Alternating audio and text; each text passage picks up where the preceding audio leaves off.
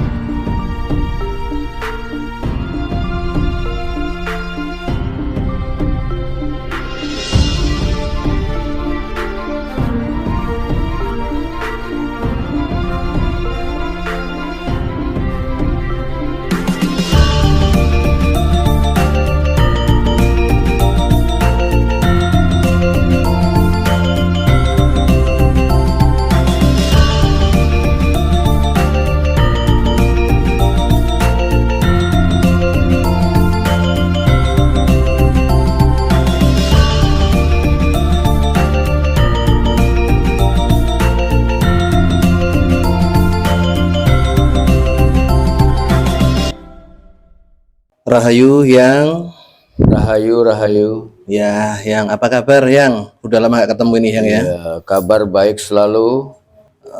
Sehat ini yang Sehat. selalu sehat ya yang ya. Hmm. Oke, tema hari ini menuju kepada ini yang ya, takdir dan nasib yang. Oke. Apakah takdir ini bisa dapat dirubah atau tidak? Karena kita kan banyak sekali konsep atau pemahaman yang kita tahu bahwa takdir itu tidak bisa dirubah yang. Namun yang bisa dirubah itu adalah nasib ya gitu yang ya. Oke yang. Pertanyaan pertama yang. Oke. Apa itu takdir dan apa itu nasib yang? Nasib itu ketentuan pertama yang sangat menentukan bagi siapapun juga untuk menentukan nasibnya. Jadi takdir boleh dibilang merupakan dasar yang harus diketahui lebih dahulu bagi siapapun juga yang ingin menentukan nasibnya. Seseorang tidak akan bisa menentukan nasibnya sebelum dia mampu membaca takdirnya. Jadi takdir adalah sesuatu yang harus kita pahami dulu. Harus kita ketahui dulu kepastiannya. Tanpa adanya kepastian itu, maka siapapun juga tidak akan mampu menentukan nasibnya. Jadi definisi takdir sendiri itu apa yang? Jadi apakah takdir itu sudah pasti dan tidak bisa dirubah atau yang sedangkan nasib itu? Pertama, yang disebut takdir memang harus sebuah kepastian. Takdir adalah sebuah kepastian. Harus sebuah kepastian. Tergantung kepastian tadi tergantung pada kebutuhan. Sedangkan bagaimana cara kita mendapatkan kebutuhan itu ada ruang sendiri. Setelah kita mampu mempelajari ketentuan-ketentuan yang sudah pasti di dalam takdir. Tapi kalau di dalam kebutuhan selanjutnya dibutuhkan perangkat yang lebih canggih, maka kita membutuhkan perubahan dalam ketentuan-ketentuan di ruang takdir. Oke, nah takdir sendiri tadi itu apakah sudah mencari kepastian takdir itu seperti apa ya? Misalnya, orang nggak bisa bikin kopi kalau tidak ada kepastian-kepastian. Orang bisa bikin kopi, aku mau bikin kopi susu. Ya. Di sana kan apa yang dilakukan oleh manusia kan hanya mempertemukan saja. Manusia tidak melakukan apa-apa lagi. Oke. Ya. Ya. Karena di dalam kopi, gula, air, susu di sana sudah ada ketentuan-ketentuan. Iya, betul. Ya.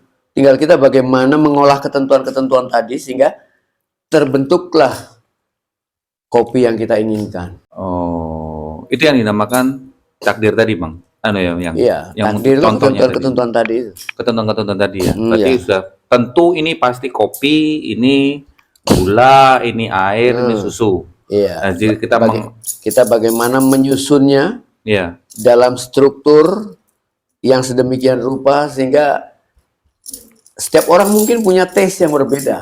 betul. Sehingga mungkin ada kopinya yang lebih banyak atau gulanya yang lebih banyak. Nah, itu kan tinggal tergantung taste masing-masing. Tapi yang jelas selama kita sudah mampu mempelajari ketentuan-ketentuan tadi, otomatis kita bisa bermain dengan apa yang kita inginkan.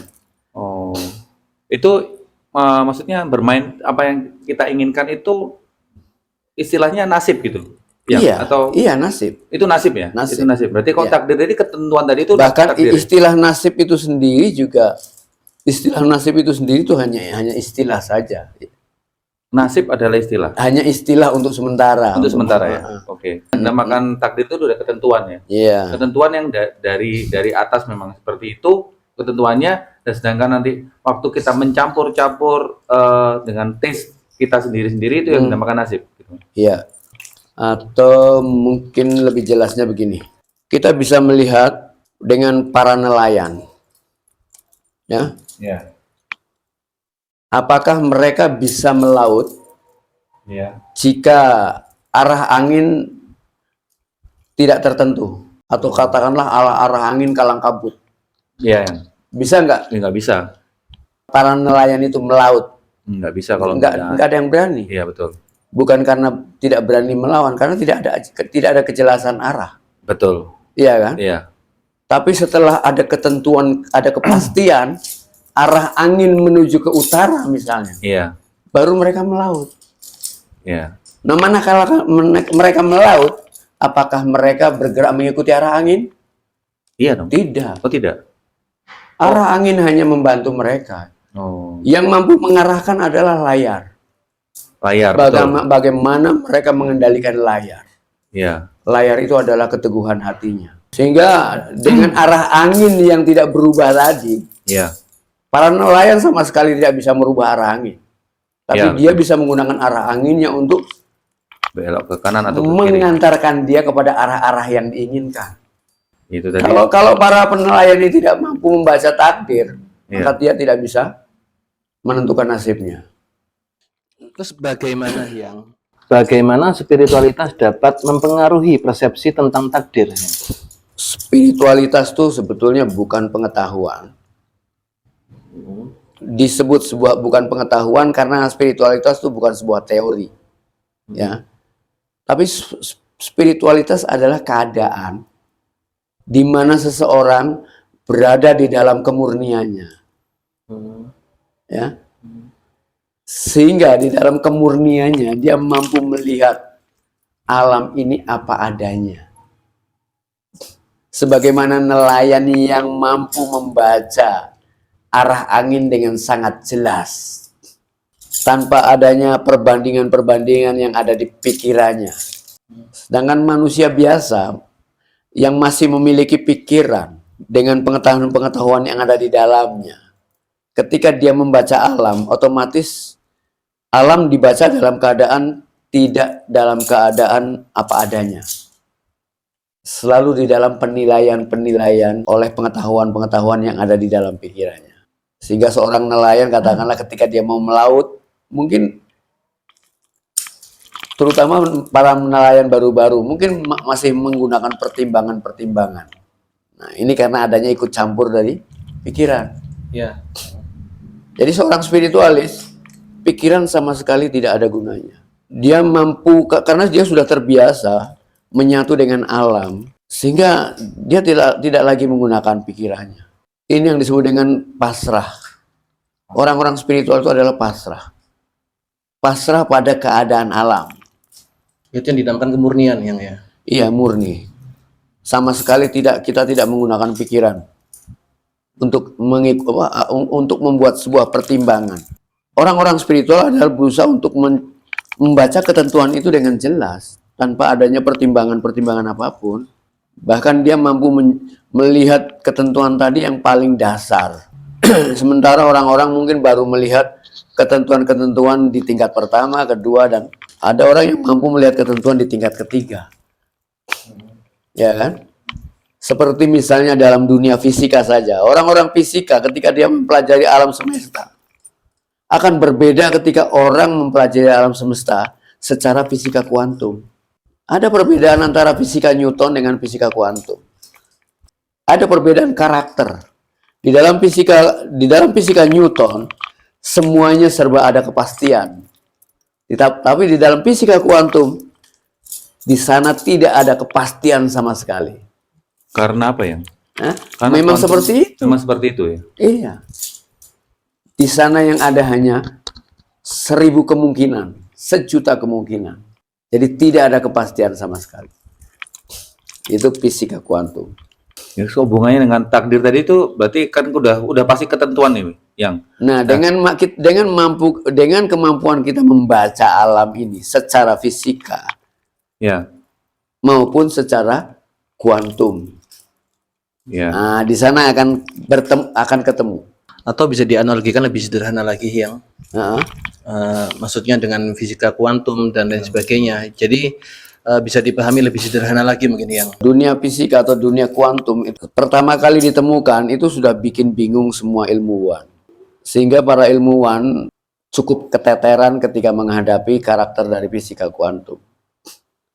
Karena selama ini yang mereka ketahui bahwa di alam fisika semuanya serba pasti. Dengan adanya kepastian-kepastian tadi sehingga ilmu pengetahuan bisa dicatat. Tapi manakala masuk ke wilayah kuantum, wilayah yang lebih halus, ternyata di sana tidak ada kepastian. Alam fisika itu selalu bergerak. Nah, dan anehnya ketika sampean mencoba melihatnya, dia berhenti. Maksudnya alam fisika ini Alam fisika kuantum ya. alam fisika kuantum ya. Berarti alam fisika kuantum itu kalau bisa dibilang alam dimensi lain gitu. Atau gimana? Dia masih dimensi fisika tapi halus. Dimensi fisika halus. Ya seperti kalau di film-film superhero itu alam kuantum itu kayak Ant-Man itu. Iya. Ya, seperti itu Ya, kan. Jadi dia alam masuk ke dalam partikel paling kecil di paling kecil yang disebut dengan kuanta. kuanta, ya. Ya. Seorang Einstein aja sampai mengatakan ini dunia kok seperti apa? Tuhan seperti melawak saja ini. Dunia seperti melawak saja. Ya. Bagaimana mungkin semuanya tidak ada kepastian?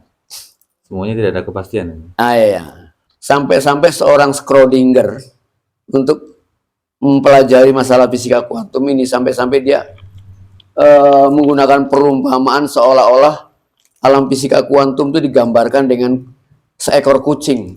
Ya. Ya. Seekor kucing yang ada di dalam peti, Ya. kemudian di dalamnya itu ada racun. Nah, dan setiap orang tidak tahu kucing yang ada di dalam peti itu mati atau hidup. Iya.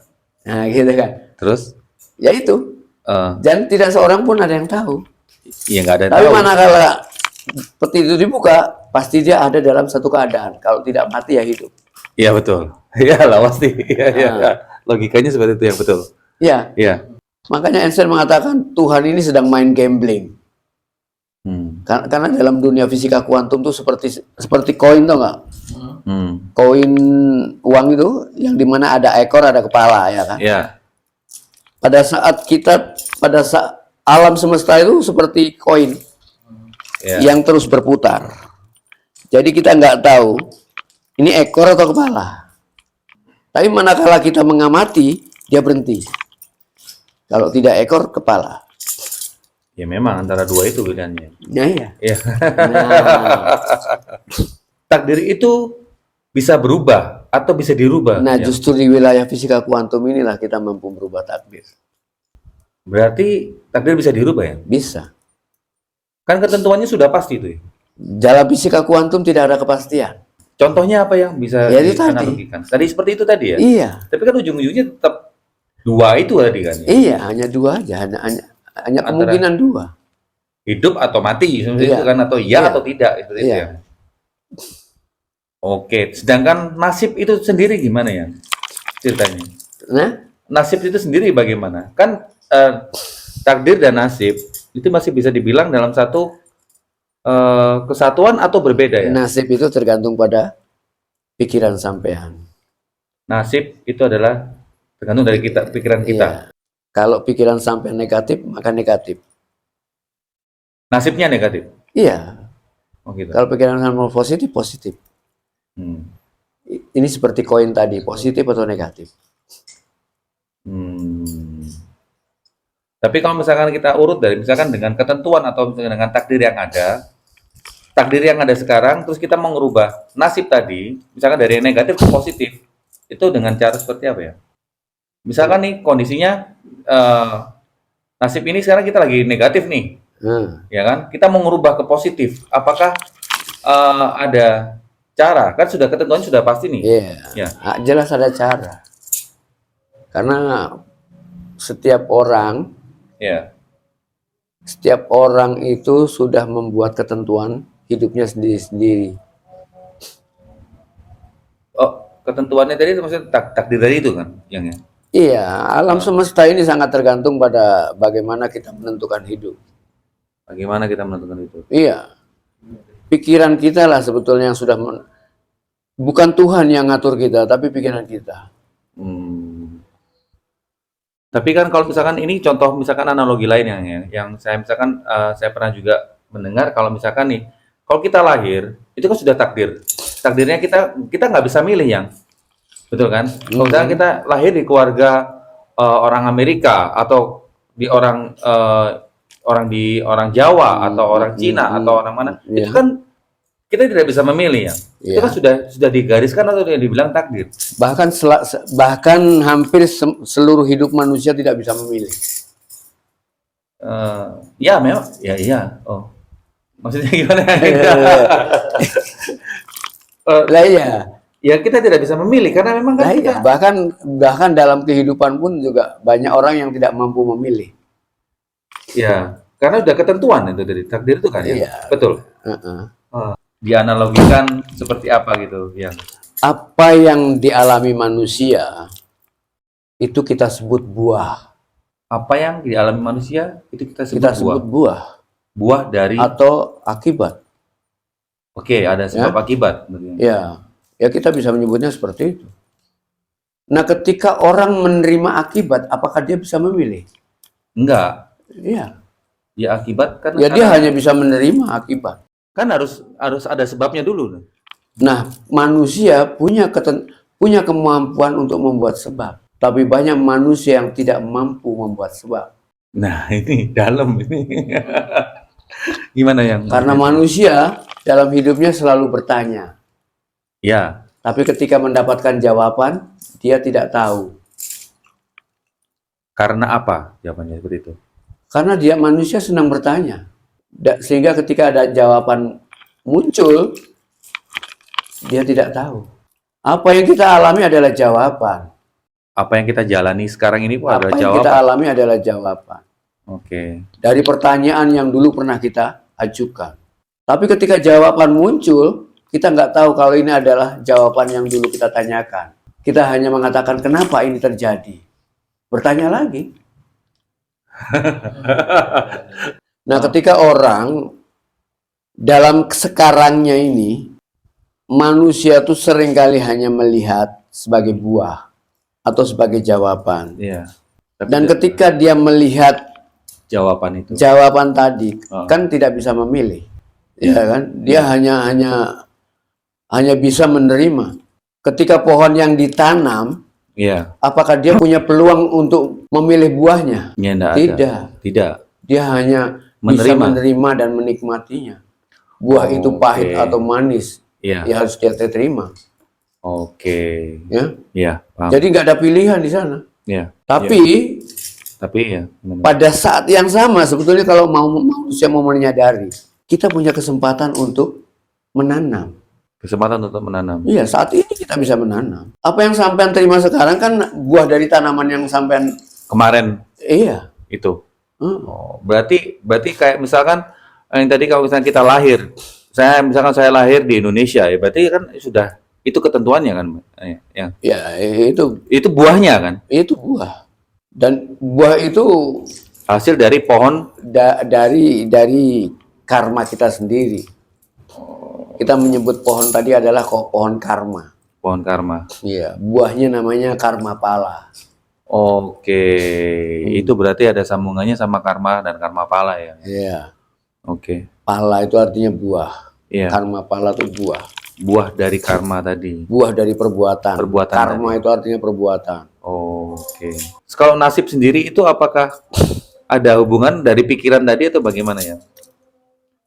Setelah terjadi buah, Nasib itu kan tergantung bagaimana kemampuan kita mengolah keadaan.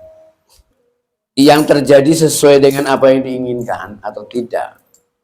Dan orang itu akan mengatakan nasibnya baik karena apa yang diinginkan terjadi. betul. Kita dapat hadiah sepeda gitu kan. Iya. Itu hadiah. Tapi pada saat hadiah itu datang, kita punya keinginan sepeda motor. Maka hadiah itu nggak ada artinya apa-apa. Karena di dalam diri kita ada keinginan yang lebih besar. Padahal keinginan tadi ilusi. Sedangkan sepeda itu nyata. Karena adanya keinginan yang ilusif tadi, sehingga yang nyata tadi menjadi tidak berharga. Tidak berharga. Andai kata dia tidak punya keinginan sama sekali, sehingga sepeda yang datang pun akan disyukuri. Oh, makanya kalau orang selalu ada keinginan yang lebih besar, begitu datang sepeda motor yang diinginkan mobil, Iya. begitu yang datang mobil yang diinginkan pesawat, Ya. ya nggak ada syukurnya. Ada habisnya ya. Iya iya, Iya. Karena itu kan sifat dasar manusia seperti itu ya. ya itulah manusia itu selalu diburu oleh keinginan. Manusia itu memiliki dua macam keinginan. Dua macam keinginan itu, yang satu adalah ingin menarik yang baik, sedangkan yang satu ingin menolak yang buruk. Kan intinya sama ya. Beda. Beda ya. Karena yang disebut baik dan buruk itu hanya nilai. Baik dan buruk hanyalah Hanya nilai. Ya, nilai dari pandangan orang masing-masing. Atau bagaimana? Nilai itu hanya kreasi pikiran. Nilai adalah kreasi pikiran. Iya, tidak ada dalam kenyataan. Ini yang membuat manusia menderita karena manusia selalu dipermainkan oleh nilai-nilai yang ada di dalam, yang muncul dari pikirannya. Sehingga kenyataan tak pernah dilihat sebagai kenyataan itu sendiri. Penemuan manusia akan komputer itu sebetulnya sudah sebuah metafor cara kerja otak kita. Dalam otak kita itu ada dua wilayah. Dua wilayah tadi, satu wilayah itu berisi perangkat, Ya. ya. Yang satu berisi ruang kerja. Itu yang mungkin dalam komputer disebut lokal disk C dan lokal disk. Tempatnya perangkat aplikasi ada di mana? Di C. Di C. Cara kerja kita sangat tergantung pada Aplikasi tadi. adanya aplikasi tadi. Iya, betul. Ya kan? Iya. Kalau aplikasinya terbatas, otomatis kerja kita pun terbatas. Iya. Maka kalau kita ingin kerja yang lebih, maka aplikasi harus ditambahi lagi, dirubah. Di sinilah kalau ingin tahu metafornya. Sedangkan kan kalau di kehidupan yang sekarang sudah terjadi ini kan, kita kalau dari menurut pandangan yang kan adalah analogi dari sebuah buah tadi. Iya. Yang tadi kan kita kan sekarang sudah menjalani, kita tidak bisa merubah itu kan, sudah Tapi kita menerima. harus tahu bahwa buah tadi adalah merupakan buah dari apa yang kita lakukan. Mulai dari berpikir, berkata, sampai bertindak. Seperti yang bilang tadi, pikiran itu kan yang gambarkan dengan laptop. Kita sudah berpikir itu sudah bertindak. Ketika kita berpikir, saat itu juga kita sudah menanam. Ya, tinggal tergantung pikiran kita arahnya kemana, negatif atau positif. Berarti apa yang kita dapat ini kita tidak dapat memilih ya? Kita punya kemampuan memilih saat berpikir tadi. Sehingga dengan artinya kita sadar apa yang akan kita tanam. Sehingga kita tahu buah apa yang akan kita nikmati nanti. Jika manusia sudah mampu membaca ini, maka manusia bisa mengolah hidupnya sesuai dengan apa yang keinginannya. Maka tidak ada lagi kata-kata yang namanya bernasib buruk, tidak ada. Kalau semuanya sudah bisa dibaca. Jadi kita harus menyadari Ya, bahwasanya manusia ini buah. punya perangkat pikiran. Pikiran tuh punya fungsi dua, membaca dan merespon. Dan itu kemampuan dasar yang ada pada semua sel, yang ada pada semua bentuk kehidupan. Itu sama mulai dari tingkat sel sampai manusia. Kalau saya dengar itu, kalau manusia itu punya pilihan bebas, makanya punya akal budi. Pada saat kapan dia milih? Saat sekarang nih, yang Pada saat Misalkan. sekarang apa yang dia lakukan? misalkan nih, ke contohnya, kalau misalkan kita kan punya pilihan bebas ya. Misalkan saya suka dengan contoh dengan barang A, ada 3 pilihan barang A, B, C, tapi saya akan memilih yang C, tapi saya lebih suka yang C atau yang B, gitu kan? Ya itu kan pilihan. Jadi manusia kan boleh memilih. Yang Sebetulnya manusia tidak punya pilihan. manusia tidak punya pilihan ya. Karena di dalam dirinya sudah ada ketentuan. Di dalam dirinya sudah ada ketentuan. Iya. Karena yang dia pilih yang sudah dia tentukan. Ada 1000 pilihan tetap yang diambil yang dia tentukan. Mungkin dengan banyaknya iya. pilihan tadi hanya membuat dia bingung. Karena ada yang hampir sama, ada yang gini. Keraguan itu ya. Ya akhirnya muncul keraguan. Bisa salah pilih. Tapi ya kalau misalkan nih ternyata hasil akhirnya ternyata yang saya pilih adalah B. Berarti itu adalah sudah ketentuan. Ya selama dia belum digunakan ya nggak menentukan apa-apa. Oh iya. Kan cuma sekedar milih yang ya. Iya. Sama dengan sampean punya uang 1 juta Iya. atau 1 miliar. Iya. Selama dia belum bisa dinikmati, dia bukan rezeki Anda. Oh gitu ya? Ya, iya. Analoginya ya. Kalau besok hilang gimana? Iya. Iya. Loh, tapi kan udah tersimpan ya. Iya, tetap saja belum. Begitu ya? Iya. Kalau yang namanya rezeki adalah yang sedang kita nikmati. Yang namanya rezeki adalah yang Sedang kita nikmati. Kita bernapas, melihat yang indah. Ini rezeki. Uang di kantong belum tentu rezeki. gitu ya. Iya, 2 meter ada yang nyopet. Iya. Hah? Masuk akal ya? Lu iya. Hah? Berarti pilihan tadi itu keinginan yang ya? Ya, itu bisa kita sebut keinginan.